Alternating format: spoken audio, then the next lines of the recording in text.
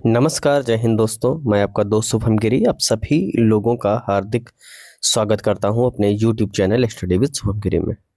दोस्तों, कल के दिन की सारी अपडेट्स ईएमआरएस से लेकर के हम हाजिर हैं आपके समक्ष।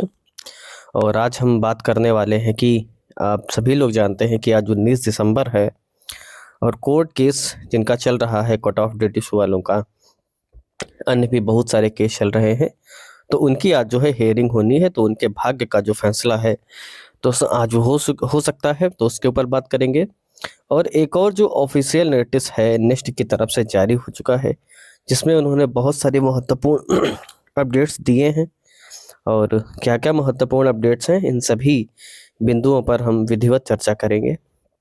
मगर उस पर जाने से पहले दोस्तों निवेदन है कि अगर आप दोस्तों हमारे चैनल पर नए हैं और आपको नियमित रूप से ईएमआरएस की वेटिंग लिस्ट, न्यू वैकेंसी या जो भी भविष्य में ईएमआरएस की भर्ती आएंगी उनसे रिलेटेड सारी सूचनाएं नियमित रूप से चाहिए, तो आप प्लीज़ हमारे चैनल स्टडी विद शुभम गिरी को जरूर सब्सक्राइब करें और बेल आइकन को जरूर प्रेस करें, ताकि मेरी आने वाली सारी वीडियोस की नोटिफिकेशन आपको मिलती रहे। तो चलिए दोस्तों, सबसे पहले हम आपको ऑफिशियल नोटिस पर ले चलते हैं। ये दोस्तों हम ऑफिशियल नोटिस पर आ चुके हैं। आप दिनांक भी देख सकते हैं, 17 दिसंबर 2024। विषय है ईएमआरएस राज्य सोसाइटियों का आरबीआई में टीएसए खाता खोलना और टीएसए हाइब्रिड प्रणाली का कार्यान्वयन।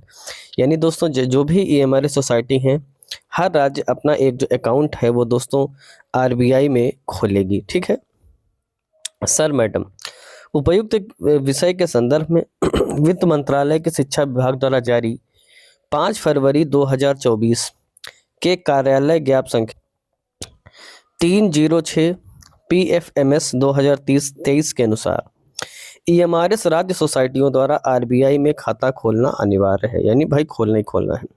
दूसरा पॉइंट है, इसके अलावा ईएमआरएस योजना का परिव्यय 100 करोड़ से अधिक है। 100 करोड़ से अधिक है, समझ लीजिए दोस्तों। और यह डीओआई के दिनांक 9 मार्च 2022 के दिशा निर्देश के अनुसार CNA मॉडल 1 टीएसए प्रणाली के माध्यम से संचालित होता है और आरबीआई में खाता खोलना अनिवार्य है।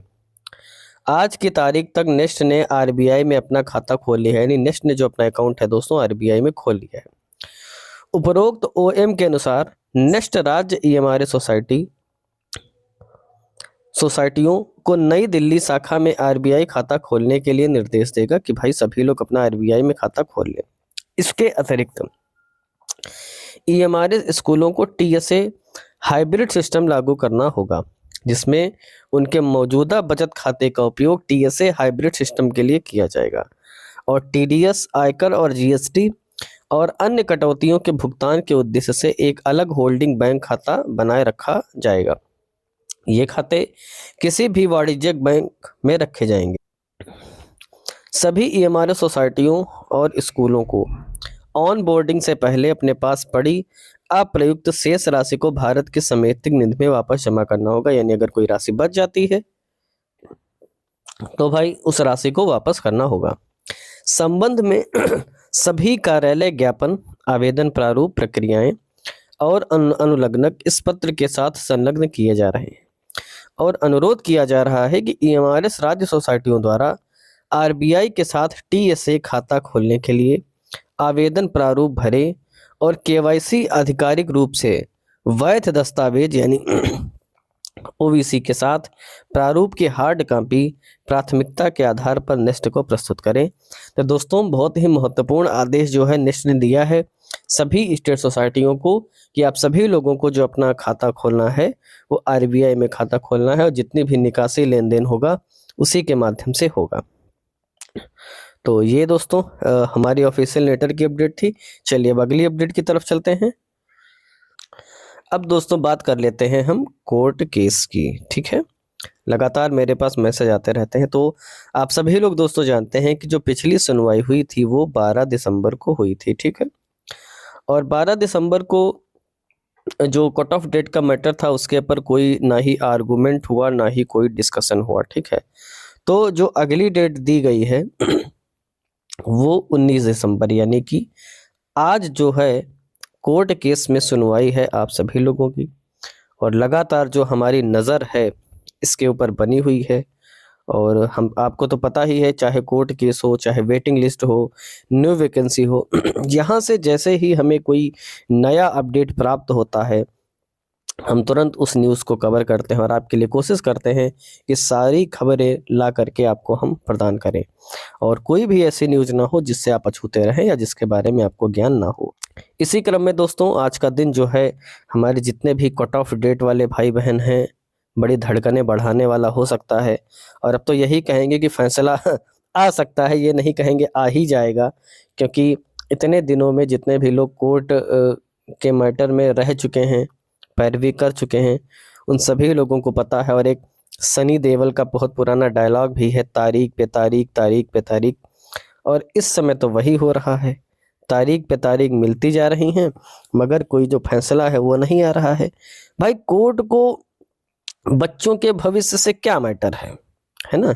भाई, देर हो गई तो वो नहीं सुनेंगे, देर हो गई तो वो नहीं सुनेंगे, क्या जाता है, नहीं सुनेंगे, अगली डेट में सुनेंगे। इससे उनका कोई नुकसान है?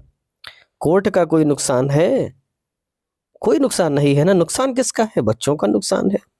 भविष्य किसका खतरे में है? इनका नुकसान है, ये झेलें। कोर्ट किसमें क्या पड़ी है? उसका तो काम ही है तारीख पे तारीख देना, तारीख पे तारीख देना, और तारीख पे तारीख आपको मिल रही है। हमारे देश के संविधान की अगर सबसे बड़ी दोस्तों कोई कमजोरी है ना, तो मुझे लगता है वो न्यायपालिका है। अंग्रेजों के टाइम के कानून है, बदला है, मगर प्रक्रिया में कोई वो नहीं है, नियम सिर्फ बदले हैं ना। मगर अंग्रेजों ने जब कानून बनाया था तो कहीं भी नियम नहीं रखा था कि इतने दिनों में न्याय मिलना चाहिए, क्योंकि वो अंग्रेज थे, हम भारतीय थे। हमको न्याय मिले या ना मिले, अंग्रेजों को तो कोई फर्क पड़ता नहीं था। ठीक, अब यही चीज यहाँ पर है, न्याय उसमें जल्दी आ जाता था जिसमें अंग्रेजों को फर्क पड़ता था, तुरंत न्याय। यही हाल इस समय हमारी न्यायपालिका का है दोस्तों। अब जैसे ही न्यायपालिका पर कोई प्रश्न चिन्ह आता है, कोई मैटर आता है, न्यायपालिका तुरंत सुनवाई करके उसके ऊपर फैसला दे देता है। अरे, ये आपने कैसे कर दिया? न्यायपालिका में हस्तक्षेप बर्दाश्त हम नहीं करेंगे। मगर बच्चों के भविष्य के साथ जो भी हस्तक्षेप होगा, उससे हमारा कोई लेना देना नहीं है। और तारीख पे तारीख मिलती चली जा रही है। तो ये हमारी भारतीय न्यायपालिका की कमजोरी है, जो काफ़ी लंबे समय से चली आ रही है। और मुझे लगता है कि इस पे भी काम करने की ज़रूरत है। ऐसे कानून संसद को बनाने की ज़रूरत है कि अगर कोई मैटर न्यायपालिका में जा रहा है तो उसका निर्णय कितने दिनों में आना चाहिए। कम से कम ये जो आपके बच्चों के भविष्य के मामले हैं, जो नौकरी वाले केसेस हैं, इनको तो ज़रूर ही जल्दी फाइनल करना चाहिए। तो ये मेरा एक कड़ा सवाल भी है न्यायपालिका से, और इसको लेकर के मैं काफ़ी आगे बात भी बढ़ाऊंगा, और कोशिश करूंगा कि इस मैटर को हाईलाइट किया जाए।